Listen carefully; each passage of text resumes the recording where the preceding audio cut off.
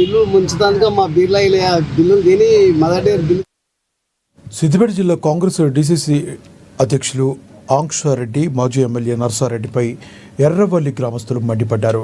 KCR form హౌస్ను ముట్టడించడం Congress దౌర్జన్యానికి పరాకాష్ఠని విమర్శించారు. కాంగ్రెస్ ఆధ్వర్యంలో నిన్న కేసీఆర్ ఫామ్ హౌస్ ముట్టడి చేశారని, ఈ సందర్భంగా కాంగ్రెస్ నాయకులు కూర్చున్న ప్రాంతాన్ని గోదావరి జలాలతో శుద్ధి చేయడానికి ప్రయత్నిస్తే పోలీసులు అడ్డుకున్నారని చెప్పారు. దీంతో గోదావరి జలాలు పూలు వేసి కాంగ్రెస్ పాలన వద్దంటూ నినాదాలు చేశారు.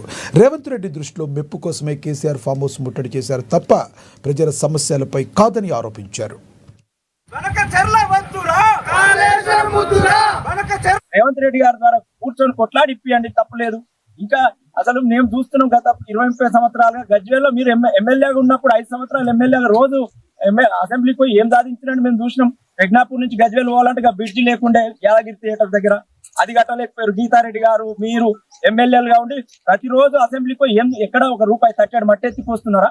కేసీఆర్ గారు 50 సంవత్సరాలకు సరిపడేటువంటి 4 రైళ్ల రోడ్లు, కాళేశ్వరము, రంగనాయక సాగరు, మల్లన్న సాగరు, కొండపోచమ్మ సాగరు, ఈ కాలువలు, ఈ 4 లైన్ల రోడ్లు, ఇంటిగ్రేటెడ్ మార్కెట్లు, ఆ గజ్వేల్ చుట్టూ మీరు ఒక బ్రిడ్జ్ లేదు. కనీసం గజ్వేల్ పెగ్నాపూర్ మధ్యలో హైదరాబాద్ టు సిద్దిపేట పోయే ఔటర్ రింగ్ రోడ్ వేసిండు కేసీఆర్ గారు.